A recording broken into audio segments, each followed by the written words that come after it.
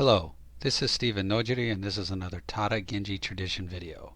This is actually going to be the first video in a two-part series in which we're going to discuss the mandate of heaven and karma. Now the reason that we're going to look at these two is because they pop up within the Tada Genji tradition documents. That also includes the Kusunoki documents as well. But there's a lot of misunderstanding and misinformation regarding the mandate of heaven and karma.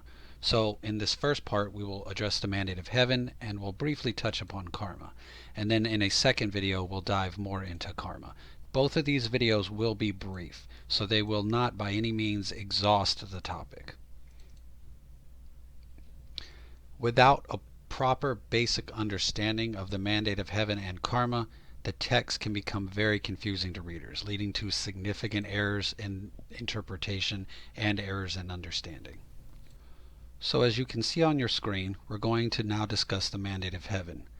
Now, one thing that we're going to reiterate repeatedly in this video, and I've put it in red, this is a critical point, is that the word has a unique and a special meaning in Japan and among the Bushi.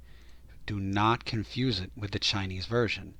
Yes, many of you are aware that the mandate of heaven exists in China. But again, among the Bushi and the Japanese imperial court, the term mandate of heaven is fundamentally different from the Chinese version. It is critical and imperative that anyone reading imperial documents and or Bushi documents know that mandate of heaven has a distinct and unique meaning in Japan. In China, the mandate of heaven refers to someone doing a series of actions which brings the favor of the heavenly court to that individual. This is why Chinese dynasties, many different imperial lines, kept changing over and over because heaven decided they liked someone better and supported that new person to take over. How in Japan, mandate of heaven refers to the natural order that an heir of Amaterasu Okami, specifically through the line of Ninigi, that means Jimmu Tenno, the imperial line, will always be the leaders of Japan. There is never a shift to new families because it is unnatural. It goes against heaven, goes against the natural laws to have someone who's not descended from Jimmu Tenno on the throne. Another definition of mandate of heaven is also, this is where it can also mean karma. Now beware, there are other ways to write karma in Japan, more specific ways to write karma in Japan. And when you write karma with mandate of heaven, it has a very specific meaning or a specific feeling to it. So, whereas in China, the belief is that heaven was something like a mixture of a court and a government office.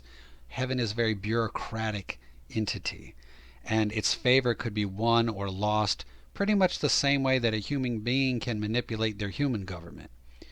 But in Japan, it is believed that heaven is a primal force that manifests itself through natural laws.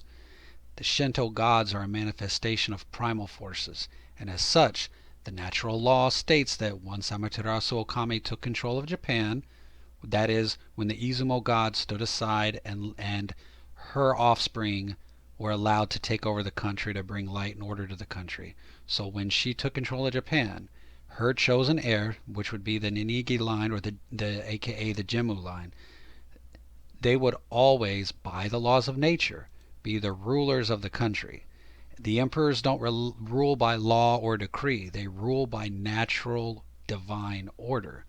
That is what mandate of heaven means in Japan, which makes it the exact opposite of the Chinese version. The Jinno Shotoki gives an excellent breakdown of this topic. Kitabatake Sensei examines the Chinese government, examines India, the government of India, Indian government, and Japanese government. And he very thoroughly explains that the mandate of heaven has a unique definition in Japan because Japan is ruled by a divine sovereign, whereas China and India are not ruled by divinity. They're ruled by normal humans who happen upon power and with possible assistance from various gods, but that there is no natural order in China or India as to who must be the ruler. Japan, he explains that in Japan, The natural order, the mandate of heaven, requires that heirs of Jimmu be the rulers. Because Japan is a divine country, it must have divine leaders. Thus, again, we see that mandate of heaven is meant to convey a sense of natural order based on primal forces, not power won by making deals with corrupt heavenly officials, not power won through earthly exchanges. So with that, let's move into the second definition of mandate of heaven, meaning karma. So before we go into that, again, karma can be written many different ways.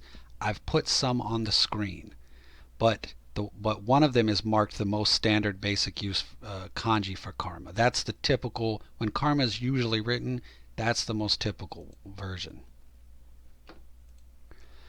So, mandate of heaven is a specific meaning of karma that involves these two: the natural order of things, such as natural cause and effect. So if mandate of heaven refers to the natural order, that encompasses cause and effect. And it also refers to one's lifespan, or the length of one's life. So exploring that just a little more, in terms of the natural order, all experiential reality, the universe and those who inhabit the universe, is built upon natural laws and cause and effect interplay between these laws. That cause and effect interplay of these laws is the world, and the movement or motion contained within, that would be the actions of living beings. So like a self-perpetuating machine, living beings move, commit actions, and everything adjusts, responds to then make a result. The results are not random, the results are based on natural laws. Thus, cause and effect, karma, the mandate of heaven from the Japanese perspective. The other definition, the lifespan definition, this is oftentimes used by samurai when referring to their own inevitable deaths. So one's lifespan is limited by the above mentioned factors. So the dynamics of the natural order pretty much limits one's lifespan. And so the samurai can only expect to live so long as his lifespan can continue based on these natural laws of cause and effect. This self-perpetuating machine will allow them to live, so to speak. So victory or defeat in battle might simply be due to a samurai's lifespan reaching its end.